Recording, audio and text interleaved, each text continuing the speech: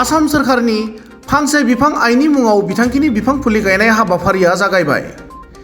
बे बिथांखिनि गेजेरजों दिनै क'क्राझार जिल्ला खुंथाय आरो बिटिसि हाग्रा बिफाननि बानजायनायाव गोजोननि नोगोर क'क्राझारनि बड'फ कालचारेल कमप्लेक्स लांगोनायाव बिफां फुलि गायनाय हाबाफारि जालाङो। बे बिफां फुलि गायनाय हाबाफारियाव जायगानि एमएलए लरेन्स इस्लारि, क'क्राझार जिल्लानि लेङाइ जिल्ला बेंगिरि वाहिदुल इस्लाम, एएसपि नबनीता शर्मा, हल्टुगाव डिभिजन हाग्रा खोन्दोनि डिएफअ जयन्त ब्रह्म, क'क्राझार जिल्लानि एसएलआरएमनि मावख'गिरि बिचित्र नार्जारि, बिटिसिनि सेक्रेटारि फामि ब्रह्म आरो बड'लेण्ड स्टाफ कलेजाव ट्रेनिं लाबाय थानाय सा 80 एसिएस मावख'गिरिफोरा बाहागो लादोंमोन।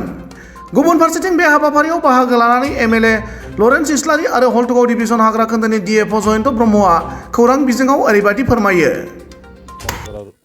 আৰু এটা কাৰ্যসূচী ৰূপণ ৰচনা কৰিছে। আমাৰ কোকৰাঝাৰত এইবাৰ প্ৰায় 10 লাখ গছপুলি ৰোপণ কৰা হ'ব। যোৱা বছৰ 1 কোটি আছিলে টাৰ্গেট, তাৰে কোকৰাঝাৰত 3.5 লাখ বৃক্ষৰোপণ কৰা হৈছে। এইবাৰো আমি আশা কৰিছোঁ আৰু সেইমতে জিলা প্ৰশাসনে তেওঁলোকে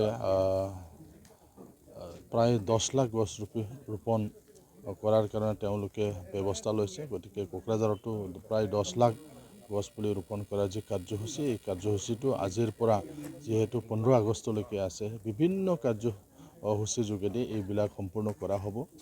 আজি আমি প্ৰথমবাৰ জিলা প্ৰশাসনৰ উদ্যোগত দ্বিতীয় লানি যি কাৰ্যসূচীৰ প্ৰথম আজি বড'ফ কালচাৰেল কমপ্লেক্সৰ অন্তৰ্গত আমাৰ যিটো ষ্টাফ কলেজ, এই ষ্টাফ কলেজৰ প্ৰাংগণত আজি এই কাৰ্যসূচীটো আমি আৰম্ভ কৰিছোঁ কোকৰাঝাৰৰ কাৰণে। গতিকে আমি সকলোৱে বুজা উচিত যে এতিয়া যি ধৰণৰ মানে ইক'লজিকেল ইনবেলেঞ্চ হৈ আছে, তো আমাৰ বহুত গছ কটাৰ ফলত বহুত হাবি গছ ধ্বংস হোৱাৰ পিছত এতিয়া যিটো জলবায়ুৰ পৰিৱৰ্তন হ'ল, এনেকুৱা এটা সময়ত অসমৰ সন্মানীয় মুখ্যমন্ত্ৰী ডাঙৰীয়াই অসমখন সেউজীয়া কৰিবৰ কাৰণে যি পদক্ষেপ লৈছে, সঁচাকৈ এইটো ধন্যবাদৰ পাত্ৰ তেখেত। সঁচাকৈ প্ৰশংসনীয় এটা পদক্ষেপ। আমি আশা কৰোঁ মুখ্যমন্ত্ৰীৰ যি সপোন, এই সপোনটো সকলোৱে যাতে আমি বাস্তৱত ৰূপ দিয়াত আমি যাতে সকলোৱে সহায় কৰোঁ। প্ৰত্যেকজন ব্যক্তিয়ে গছপুলি এডাল এডালকৈ ৰোপণ কৰিব লাগে। যোৱাবাৰতো যেনেকৈ কৰা হৈছিলে, বিভিন্ন ইয়াত আশাকৰ্মী, অংগনবাদী, টি গাৰ্ডেনৰ লেবাৰ, ছেল্ফ হেল্প গ্ৰুপৰ সদস্যসকল, বিভিন্ন চৰকাৰী বিষয়ববীয়াসকল আৰু প্ৰত্যেক ব্যক্তিকে যি ধৰণৰ আহ্বান জনোৱা হৈছিল, এইবাৰো তেনেকুৱা আহ্বান জনোৱা হৈছে। আমি আশা কৰোঁ যে আমাৰ কোকৰাঝাৰতো 10 লাখ যি টাৰ্গেট দিয়া হৈছে, এই টাৰ্গেটটোত আমি সম্পূৰ্ণ কৰিব পাৰিম।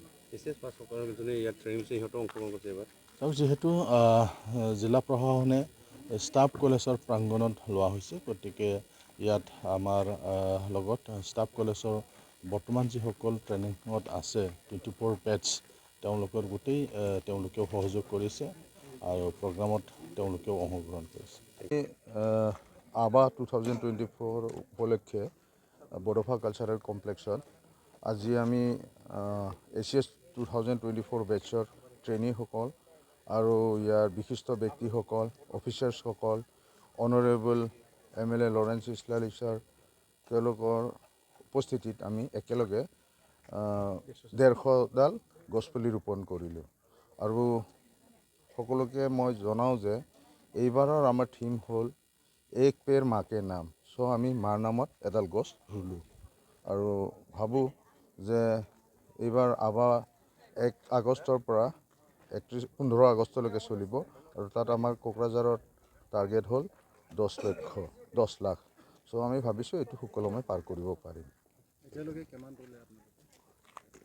আজিতো শুভ আৰম্ভণি হৈছে, তো আজি 150ডাল ৰুলোঁ আমি।